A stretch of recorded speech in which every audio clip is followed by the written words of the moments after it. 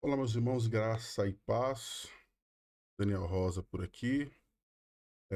Primeiramente, feliz ano novo. Pretendemos aí fazer as gravações diariamente durante esse ano e durante a nossa leitura bíblica, né? Que o nosso propósito é ler a Bíblia durante o ano de 2025. Vou dizer que é a terceira vez que estou gravando, duas vezes deram errado, não sei o porquê, mas vamos lá. Vamos lá, livro de Gênesis, né? A nossa leitura hoje é do capítulo 1 até o capítulo 4. E eu quero destacar três pontos aqui. Tá? O primeiro dele é justamente o que o livro de Gênesis tem a nos dizer. Né? O livro de Gênesis é o livro das gerações. Né? No capítulo 2, versículo 4, diz que esse é o livro das origens ou gerações. Amém? Então, nós temos aqui as origens dos céus e da terra, a origem do homem, a origem do pecado, da salvação, nós temos a origem das civilizações, né, das monarquias, e também temos a origem do povo judeu. Então, o livro de Gênesis é o livro das origens. Né? Esse é o primeiro ponto que eu quero destacar. Eu acho importante a gente, quando ler o livro de Gênesis, entender justamente isso, tá bom? É um livro que trata das origens. O segundo ponto é justamente a manifestação deste poderoso Deus, né?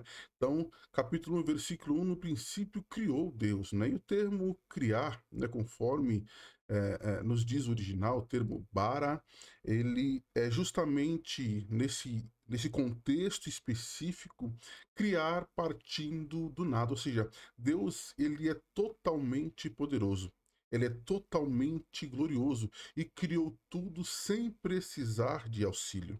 Né? Então nós vemos um Deus criador, né? Um Deus poderoso, um Deus que é eterno, conforme exalta o Salmos de número 90 e versículo 2, né? Antes que os montes se criassem, ou que tu os formaste, sim, de eternidade a eternidade tu és Deus. Ou seja, então nós temos um Deus autoexistente, eterno, poderoso, um Deus maravilhoso, um Deus grandioso, amém? Tudo isso está muito claro em livro de Gênesis, né? Principalmente quando nós tratamos da criação de Deus. Né? Nós temos ainda o Espírito Santo de Deus ali pairando sobre a face das águas, e no versículo 26, o texto usando e façamos o homem.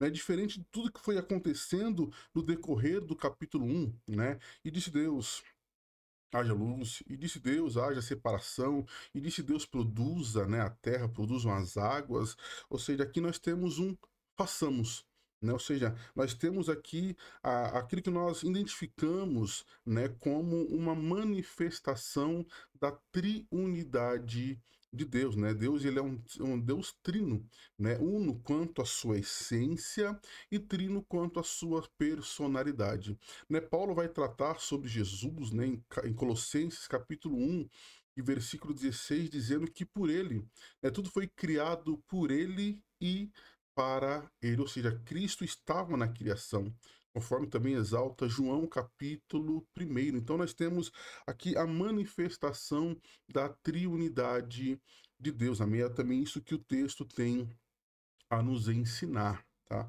O terceiro ponto é justamente a criação do homem, não é? Deus, ele plantou um jardim no Éden, né? Conforme está ali no capítulo 2 e colocou o homem lá, né? Então, é, a criação do homem ele é muito específica, não é? O homem ele é uma cópia, né? Imagem e semelhança de Deus. Né? O homem ele traz dentro de si, não é? As características de Deus. Né? Acho que a bondade é uma característica de Deus, intelecto é uma característica de Deus, emoções são características, não é, do nosso Deus. Então o homem traz isso consigo, né? E fechando ali, né, toda a criação, né? O capítulo 1 ainda diz que viu Deus que tudo era muito bom. Então, quando Deus criou o homem, tudo era muito bom, tudo estava perfeito. Então a criação do homem, ela sela esse episódio, não é, da criação.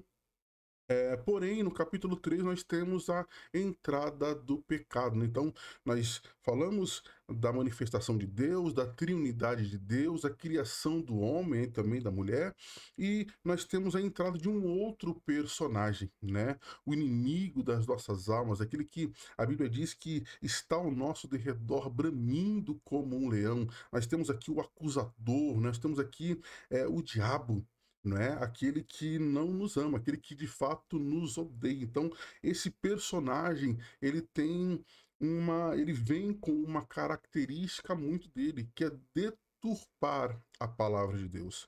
Né? Então, nós sempre dizemos, né, irmão, nós precisamos amar a palavra de Deus, precisamos meditar na palavra de Deus, precisamos cumprir com os propósitos de Deus, com tudo o que está escrito. Então, Satanás, e quando ele vai ter ali, quando ele vai conversar com a mulher, ele começa justamente deturpando a palavra, dizendo: olha, Deus falou que se você tocar, você morre, mas Deus falou que se comer, você iria morrer, não é? Mas, e ele fala: olha, o que Deus não quer é que você seja igual a ele, né? Ou seja, ele coloca na mulher algo que Deus primeiramente não falou.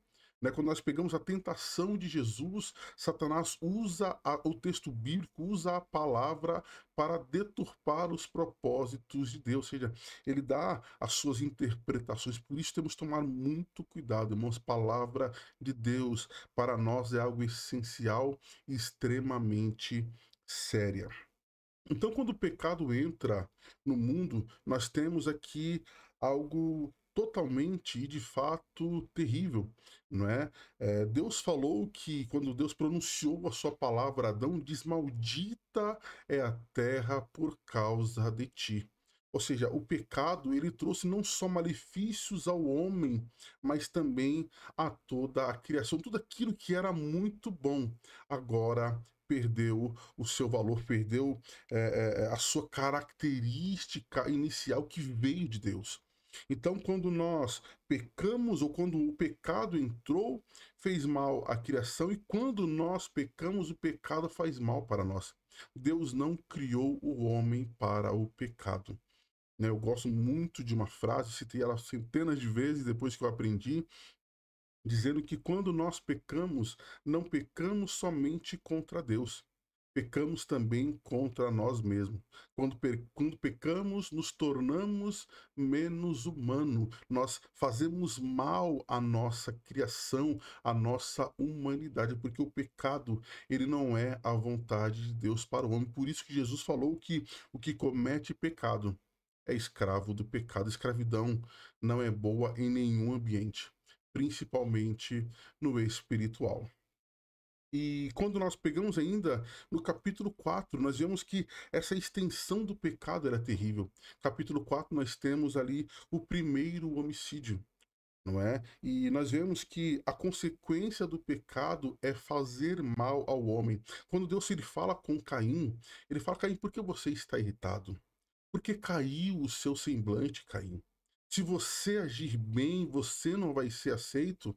Mas olha, o pecado está à porta e o seu desejo te dominará, mas você, Caim, deve dominá-lo. Ou seja, nós precisamos ainda continuar guerreando contra o pecado até Cristo nos levar para junto dele. A nossa luta, ela é constante e ela vai permanecer até termos os nossos corpos totalmente glorificados. Mas lembre-se, é possível vencer o pecado.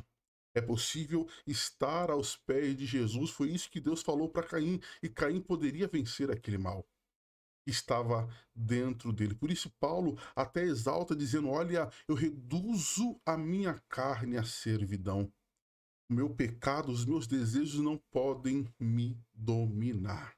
Meus irmãos, essas são as nossas meditações de hoje. Então, capítulos 1, 2, 3 e 4 do livro de Gênesis traz aí vários ensinos, né? Eu quero que nós, quando olhamos o livro de Gênesis, enxergamos aquilo que ele tem como proposta, que é justamente as origens, não é? E que isso possa enriquecer a nossa leitura. Que o Senhor Deus te abençoe e 2025 seja um ano de muito conhecimento. Fique na paz.